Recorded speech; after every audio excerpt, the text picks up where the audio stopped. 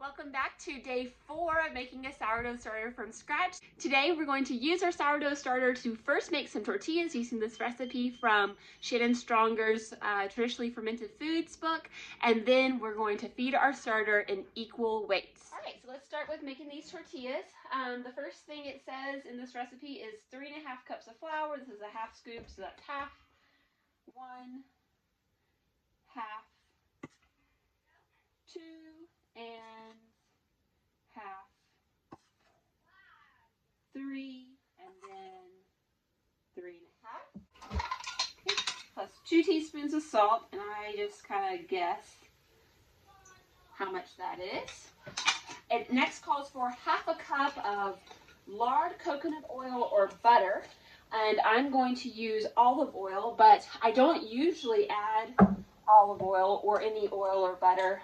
Sometimes I will, but I don't usually, and it comes out just fine either way. The oil is for preserving. One time I was doing an experiment to see just how little of ingredients I could get away with on tortillas, just for frugality's sake, and I learned you don't need the oil. And then next it calls for 1 cup of milk or water. I'm going to use water, so I've got 1 cup here. And then next it calls for 1 cup of sourdough starter. So I have my sourdough starter right here. This is day 4, what it's looking like. So again, the lid is all yummy. It's risen up, and I don't know, can you see all those bubbles there? Day 4. I should note that it was really warm in my house yesterday. When we came home from Shabbat service, it was 78 degrees in the house. And so I noticed that my starter had risen and fallen very quickly. And this is a question that someone asked about as well, as far as the temperature of the water. When you add your water to feed your starter, can you use water straight from the fridge? Does it have to be lukewarm? Like, what temperature of water? And so when you feed your starter, you can use straight from the fridge, you can use room temperature water, you can use warm water, like lukewarm water. You just don't want to use hot water because the hot water can kill the yeast.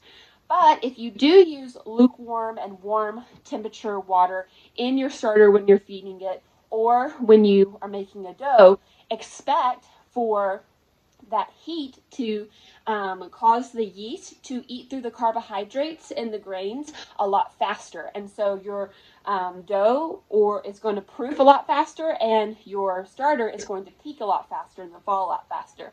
So that's for temperature of water, and it goes with the same for ambient temperature.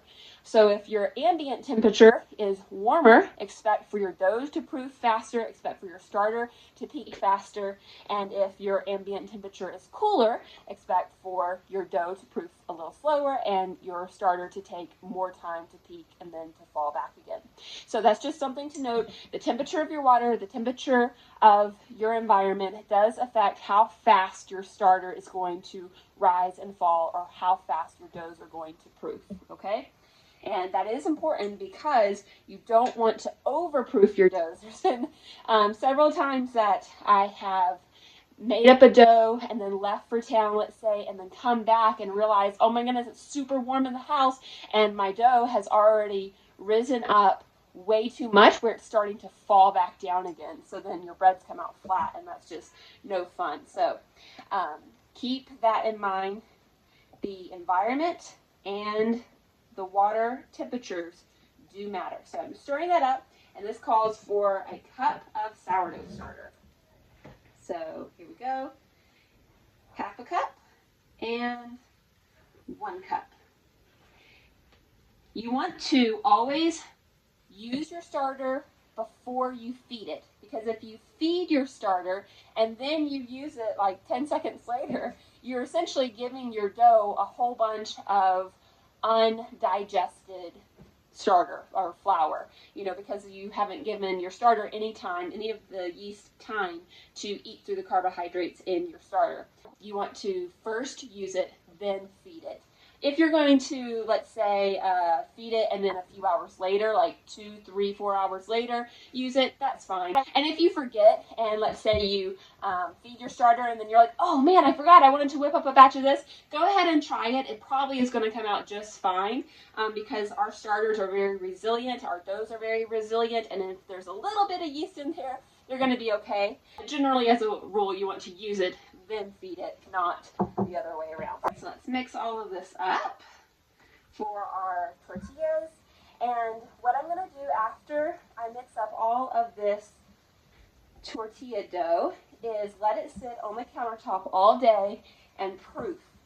And then I'm going to put it in the refrigerator overnight because I have found that by putting it in the refrigerator for a few hours, I get a better flavor on my tortillas. If I don't, I kind of get more sour tortillas, which I don't personally care for. So I like to put it in the refrigerator to get a little bit better flavor. Just use my hands to kind of mix this dough up the rest of the way. It's hard to gauge if your dough is wet all the way through, if it's dry, things like that. So I like to use my hands. Okay. So I think that's looking pretty good. You can see this dough has come together really nicely. We're just going to let this sit on the countertop all day, and then I'm going to put it in the refrigerator, and then tomorrow I will make the tortillas. Now we're ready to feed our starter for day 4, and you notice here I have 1 cup of starter, so that means I'm going to feed it 1 cup or less of fresh flour and equal weights of water, like I discussed in yesterday's video or day 3's video. So that means I'm doing 1 cup of flour and then about 3/4 cups of water for my whole wheat flour. If you're using freshly milled flour, your flour may be even heavier than my whole wheat flour, so you might need to do, a scant 1 cup of water. You're just going to have to either use scales and see what is equal weights with your freshly milled flour, or you're going to have to just experiment. But generally, you're going for a little bit thicker of a starter, okay? So before I feed my starter, I want to address the question of, can I ever feed my starter more fresh flour than it has of starter? So I've got 1 cup of starter. Could I give it 2 cups of fresh flour? Could I give it 3 cups of fresh flour? And the answer is actually, yes, you can do that. Our starters are super resilient. Those yeast are going to be very happy. They're going to gobble up all those carbohydrates. And actually, some people do that, and I have done this in order to encourage yeast activity before I make a bread loaf. So I might take out some of my sourdough starter, put it in a bowl the night before with a whole bunch of fresh flour, and then the next day I take that and use that as my sourdough starter, and the yeast just goes crazy and wild. However, what I personally have experienced from, I was like a little scientist in my kitchen experimenting with sourdough a long time ago, because like I said, I was in this before it was all over YouTube and blogs and all that kind of stuff, so you really have to do a lot of experimentation yourself. What I learned is that if you do that too often, where you're feeding fresh flour, more fresh flour than you have starter constantly, then eventually you're just going to get a whole bunch of unfermented flour in your starter, and it's going to be like a very young, weak starter, because you're not going to be giving your yeast enough time to go through all of that grain, all of those carbohydrates in the grain, and so you're going to have basically a whole bunch of unfermented grain in your jar. So can you do it sometimes?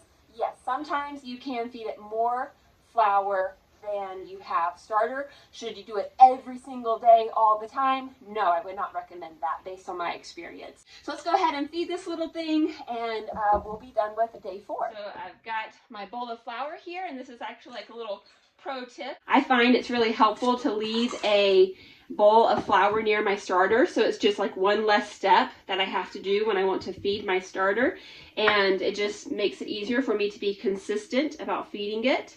And so now I've got 1 cup of flour in there, and I poured in about 3/4 cups of water because I'm doing equal weights, and I'm giving it all a good mix and scraping the sides and getting all of that dough as wet as I can. Now I mentioned earlier about if your ambient temperature is warmer, you're going to see your starter peaking faster and falling faster, and so you might come back after it falls and feed it again that day. So in the summertime, when my house runs a lot warmer, or in the dead of winter when my house runs a lot warmer because of the wood stove, I tend to feed it about twice a day. You know your starter needs to be fed if it's showing signs like a layer of liquid on top. That's called pooch. If it has risen up and fallen back down, that's another indication that's time to feed it. Or if you have a schedule, like you're coming every 24 hours, or every 12 hours, or 3 times a day, whatever your schedule is, then that's also an indication that it's time to feed it. If you keep it in the refrigerator, then you really only need to feed it once a week. I like to keep mine on the countertop because out of sight, out of mind, and I tend to neglect it. And I want to be using it because I like to produce all of our own bread products. So I like it on the countertop where it's always ready for me to just take from it, use it, and also remember that I have it, and be intentional about using it. So there we have it, day 4 of making a sourdough starter from scratch. It is now officially a sourdough starter, really as of yesterday, day 3. And every day when we're feeding it, we're doing those equal weights of flour and water. Simple as that. If we have so much in the jar that if we feed it, it's going to, and it starts to rise, it's going to overflow the jar, you have 2 choices. Before you feed it, you can either move it into a larger jar or container, and then you'll have more sourdough starter on hand. Or if you prefer, before you feed it, you can use it and take some of that sourdough starter out that way. And you can use it by using it in a recipe. You can use it by giving it to animals like chickens, by putting it down your drain, putting it in your compost, however you want to do that. The wonderful thing about fermented foods is that if there's something wrong with it, you can tell, okay? It's not like canned foods where if you have something in it like botulism, you can't smell it, you can't see it, it's invisible. Fermented foods, if they're bad, you know. And so if it's that dark layer, totally fine. Smells alcoholic, totally fine. Acidic, totally fine. If it smells rank, if it has colorful stuff, fuzzy stuff, go ahead and throw it out and start again, because you can see from this series how easy it is to start a sourdough starter and to maintain a sourdough starter. So there we go. If you have any questions or comments, things that I need to continue addressing, because sometimes I do things and I don't really think about every single thing that I do or why I do things that way, because I've just been doing it so long. It's just what I do now. If there's something that you're like, wait, I have this question, or what about this, please go ahead, leave those questions and comments in the comments below, and I will try to address them in tomorrow's video for day 5, and hopefully this little guy is going to be ready for making some bread, and we can do that together. So until next time, I pray that Yahweh will bless you and keep you. I'll talk with you later. Goodbye.